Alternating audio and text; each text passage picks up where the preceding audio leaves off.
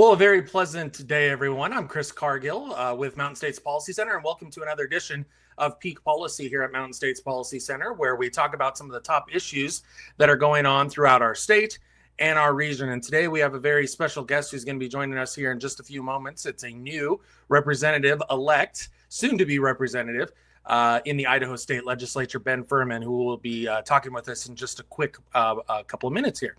Just a couple of notes for everyone who's watching.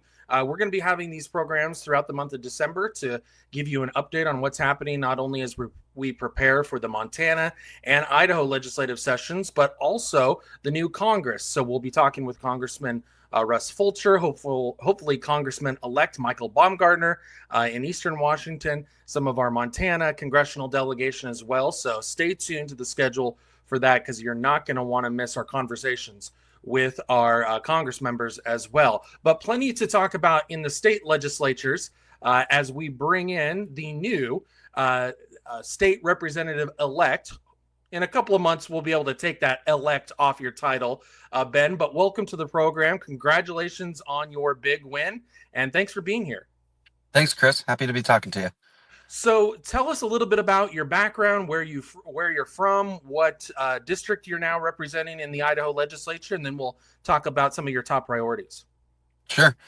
I was born and raised in the Idaho Falls, Idaho area, in Ammon. Went to Hillcrest High School.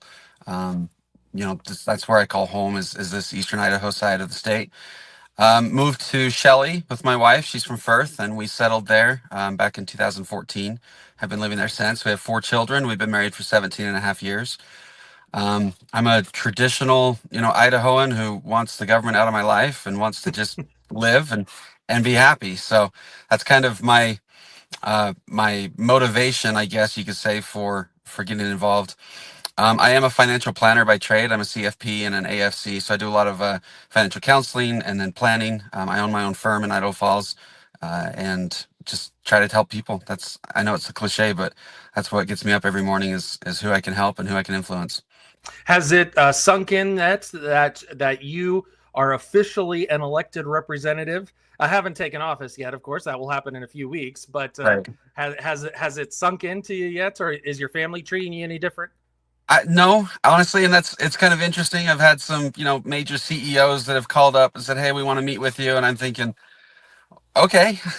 So I don't feel any different. I don't feel like I'm, anybody special per se. It just I have a job to do and getting excited to do it. But I don't know that anything's really hit yet.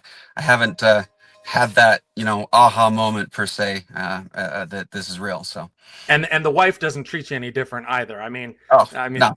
that stays the same. You still have to take out the garbage, whether you're a state elected official or not. That's right. So things don't change in the household. Tell us a little bit about your priorities. It's going to be a big legislative session, obviously. There's going to be a lot on the table. As you've probably seen, we sent out this policy manual, which talks about some of the research and recommendations that we have on various policies. But heading into the next session, what are your top priorities? I didn't come into this with any kind of a checklist or a to-do list per se. I want to bring common sense back to the legislature, and I want to be able to bring more peace and camaraderie, if you will. I think it's been way too divisive and way too bitter.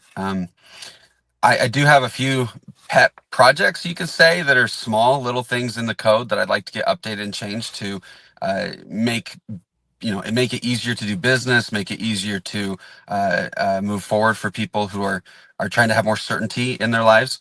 I do focus on water a lot. Being from Bingham County, I told my constituents that is a top priority, and I'm doing everything I can to be involved there and to stay informed and stay involved. So I guess if I had any top priority at all, it would be to make sure that the legislature makes good decisions pertaining to our water, and that those decisions will benefit our farmers and our ranchers for years to come. And, there's going to be big talk about taxes, tax policy, whether it be property taxes or the income tax or the sales tax on groceries. As a financial guy, you're going to have a unique perspective to that debate. And I think a lot of Idahoans don't necessarily know that the state doesn't have a state property tax. A lot of the property tax basically just comes at the local level. And so How do you how is your perception of the tax debate going into the next session? I know a lot of people are very passionate about one tax over another tax. We shouldn't have property tax. We should be using use taxes. For me, a tax is a tax. Like I don't really care if I pay, $1,000 a year on my property for my home, or if I pay an extra $1,000 a year on my groceries or my products that I purchase. Like to me, a tax is a tax. So I look at it more of is our taxes being utilized wisely? Is it going towards things that benefit the people, or are our taxes just being spent because it exists and it's there? And if we're just being, frivolous with our taxes, then that needs to be looked at. But I also look at tax cuts as being something that is it necessary and is it going to be impactful? When I receive an extra, $200 because I got a tax cut, that's nice. I like it. I like the idea of not paying that in taxes, but that doesn't change my life. But when I have to repair my front end of my car because I'm hitting potholes every quarter of a mile, that's more expensive to my bottom line than the extra tax I paid. So I really feel like we need to be careful when we talk taxes and ensure that our taxes are being well spent and that we're being smart with where they're going, not necessarily that they need to be lower or that they need to be higher or, these arbitrary idealist things. I think we need to really pay attention to how it's spent and make sure it's actually benefiting the people.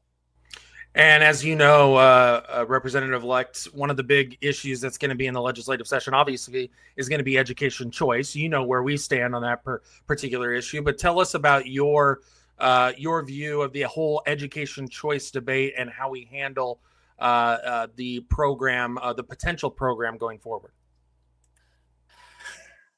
So first and foremost, I know that our Constitution says that we need to provide a fair and free public education service. And so that is my top priority. And I think if we have extra funds and we want to try to help create opportunities for families and children to send their kids to private schools, religious schools, that's a conversation I have no problem having. And I think we can look at it and discuss it. But at the expense of our public schools, I don't know that I could support that. I also feel like in Idaho, we have a lot of school choice. I was in Florida just a few weeks back talking to some families, and they're stuck in the school district where they live, period. End of story. So when they talk about school choice, it's a big deal for them to be able to send their kid to another school. We can already do that in Idaho. I love what we're doing with charter schools. I wish we had more of them. And I think our private schools are fantastic, but I want to make sure that whatever we decide to do and whatever gets discussed, that it's a level playing field and that there's accountability across the board. If any tax dollars are being spent and the people receiving those taxes need to be held accountable. And I feel like that's a priority for me when it comes to school choice. Ben Fuhriman is a new Idaho State representative and is going to be taking office here in just a few weeks. Representative, anything else you want to add to folks who are watching on LinkedIn, X? I always have to get used to saying X as opposed to Twitter. Facebook, YouTube. We're just a few weeks away from the legislative session. What message do you want to send to not only your constituents, but also the other Idahoans you're going to be representing in the state legislature? Yeah, I appreciate that opportunity to do this. I wish that people would separate national issues from Idaho issues to the extent that Idaho is not, Pennsylvania.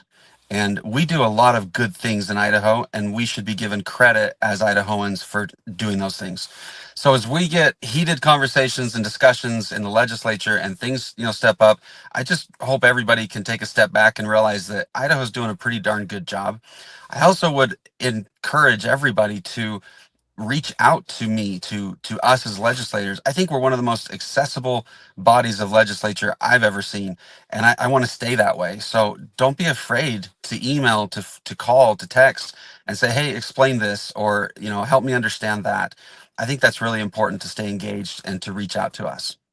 State Representative-elect Ben Fuhriman, who is going to be taking office here in a few weeks. Thanks very much for joining us. We hope, Ben, that you'll be able to join us on December 12th at the Grove Hotel. It's the release of our Idaho poll, which is a comprehensive public opinion survey on some of the top issues that are going on throughout the states and some of the top issues that our state legislators will face as well. So again, that's December 12th at the Grove Hotel in Boise. You can get your tickets at mountainstatespolicy.org, mountainstatespolicy.org. And as we also mentioned earlier, the Mountain States Policy Manual is available right now. You can read a digital copy of it on mountainstatespolicy.org, or you can get a copy on Amazon as well. I think it's like $5 or something just to pay for the cost of printing and to get it shipped to you. So go to mountainstatespolicy.org to get your copy of the Mountain States Policy Manual. We certainly appreciate Ben joining us, and looking forward to talking with many different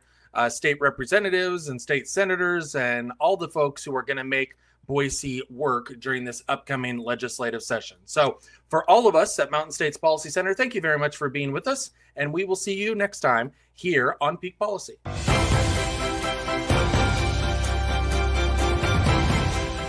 Thanks for watching Mountain States Policy Center. To stay up to date on the work of MSPC, visit mountainstatespolicy.org or find us on Facebook, Twitter, LinkedIn, and YouTube. Mountain States Policy Center. Free markets first.